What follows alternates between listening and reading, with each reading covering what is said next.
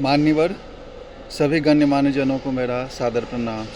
आज के इस चौथे माइंड शिफ्ट के एपिसोड में हम बात करेंगे दृष्टिकोण में परिवर्तन के विषय में। पर अपने विचार साझा करना चाहता हूँ कि जब हम अपने सोचने के तरीके को बदलते हैं तो हमारी दुनिया बदल जाती है।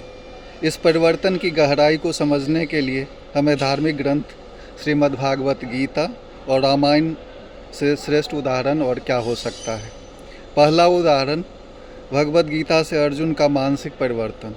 महाभारत के युद्ध भूमि में जब अर्जुन ने अपने ही संबंधियों को देखकर गांडीव नीचे रख दिया तब उनका मन विषाद से भर गया।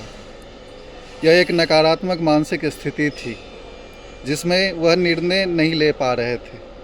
तब श्री कृष्ण ने उन्हें ज्ञान, भक्ति, कर्म का उपदेश दिया, गीता का सार बताया जो कि यह है, कर्म करो, फल की चिंता मत करो।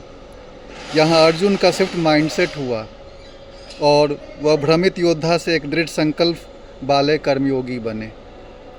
सीख हमें ये मिलती है कि जब हम जिम्मेदारी को अपना कर्म समझकर ध्यान केंद्रित करते हैं तो डर, भ्रम और असमंजस से बाहर निकल आते हैं। दूसरा उदाहरण रामायण में भरत का दृष्टिकोण परिवर्तन। जब भगवान राम को वनवास हुआ, भरत को अयोध्या की गद्दी सौंपी गई। भरत चाहते तो राजा बन सकते थे, लेकिन उन्होंने शिफ्ट माइंडसेट दिखाया, स्वार्थ से त्याग की ओर।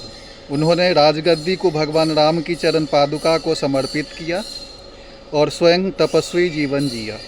सीख यह शिफ्ट है स्वयं के लाभ से धर्म और मर्यादा की ओर, और यही नेतृत्व की सच्ची पहचान होती है। आज की दुनिया में इसका उपयोग कैसे करें? कार्यालय में जब कोई समस्या आए तो दोष देने के बजाय सावधान रहें और उसका एक समाधान सोचें। यही प्रॉब्लम टू सॉल्यूशन माइंडसेट है। जीवन में असफलताओं को क्या हुआ कहने की बजाय अब क्या कर सकता हूँ सोचें। टीम में प्रतियोगिता को तुलना न बनाएं, बल्कि सहयोग और प्रेरणा का साधन बनाएं। अंत में शिफ्ट माइंडसेट कोई जादू नहीं, बल्कि यह एक संकल्प है सोच को बदलने का। जैसे अर्जुन और भरत ने किया, वैसे ही हम भी अपने भीतर की सकारात्मक परिवर्तन को जगाएं तो हर परिस्थिति में हम आगे बढ़ सकते हैं और हमारे जो एक गोल, एक लक्ष्य, एक संकल्प होते हैं उसको प्राप्त कर सकते हैं।